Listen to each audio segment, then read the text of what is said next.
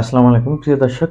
গত দুদিনের ভাঙচুরের খবর বিশ্বের প্রায় নামকরা সব মিডিয়াতেই প্রকাশিত হয়েছে। বিশেষ করে বঙ্গবন্ধু স্মৃতি বিজড়িত ৩২ নম্বর ভাঙাকে নিয়ে বিশ্বের বিভিন্ন পত্রিকা প্রতিবেদন প্রকাশ করেছে। এর ভিতরে অন্যতম হচ্ছে যুক্তরাজ্যের বিবিসি, রয়টার্স, দ্য গার্ডিয়ান, তুরস্কের আনাদোলু এজেন্সি ও টিআরটি ওয়ার্ল্ড, সৌদি আরবের আরব নিউজ, যুক্তরাষ্ট্রের সিএনএন, এবিসি নিউজ, এপি, সিঙ্গাপুরের দ্য স্ট্রেইট টাইমস, ভারতের Indian express, the print first post সহ বিশ্বের শীর্ষস্থানীয় সংবাদ মাধ্যম ও বার্তা সংস্থাগুলো খবরটি প্রকাশ করে। এতে করে কি আওয়ামী লীগ লাভবান হয়? প্রতিবেদনে প্রকাশিত যে সংবাদ, সেই সংবাদে তারা যে জিনিসটা বারবার উঠানোর চেষ্টা করেছে সেটা হচ্ছে 5ই আগস্ট এর পর শেখ হাসিনা যে পালায়ন, পরবর্তীতে তার কিছু রাজনৈতিক কার্যক্রমকে কেন্দ্র করে মানুষের ক্ষোভের বহিঃপ্রকাশ হয়েছে। মূলত বিশ্ব মিডিয়া বা বিশ্ব মডেল যারা রয়েছে তারা এই জিনিসটা খুব ভালোভাবে অনুধাবন করে, যাদের সাথে জনগণ আছে তারা তাদের পক্ষে কথা বলে। সেক্ষেত্রে এটাই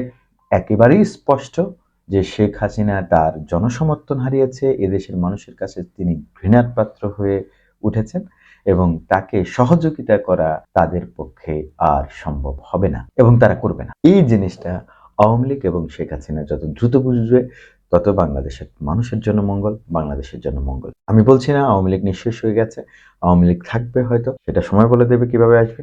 তবে শেখ হাসিনা এবং শেখ পরিবারের কেউ হয়তো আওয়ামী লীগের আর দায়িত্ব গ্রহণ করতে পারবে বা তাদেরকে এভাবে সহযোগিতা করা হবে না। আর একটা বিষয় হচ্ছে, শেখ হাসিনা কখনোই তার দেশকে, দেশের মানুষকে ভালোবাসেনি। সে ক্ষমতাকে ভালোবাসে, ক্ষমতাকে ভালোবাসার কারণে সে অন্যায়, অত্যাচার, অবিচার এবং মানুষকে হত্যা করতে পেরেছে। এই জিনিসটা আওয়ামী লীগের নেতাকর্মীদেরও বোঝা উচিত। এই জন্যই বোঝা উচিত যে যদি একজন নেতার কাজ কি, প্রথমত তার কর্মী বাহিনীকে ভালোবাসে, তার কর্মীদের নিরাপত্তা নিশ্চিত করা।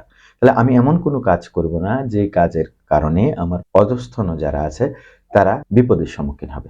শেখ হাসিনা কিন্তু বারবার এই কাজটি করে। সুতরাং আমার মনে হয় আমাদের যে প্রজন্ম আছে বর্তমানে জেনজি, তারা বিষয়টা উপলব্ধি করেছে। আওয়ামী লীগের প্রবীণ নবীন এবং যারা টাকা পাচার করে বিদেশে অবস্থান করছেন তাদেরও বোঝা উচিত স্বজনদের, দেশকে বিপদে ফেলা উচিত হবে না।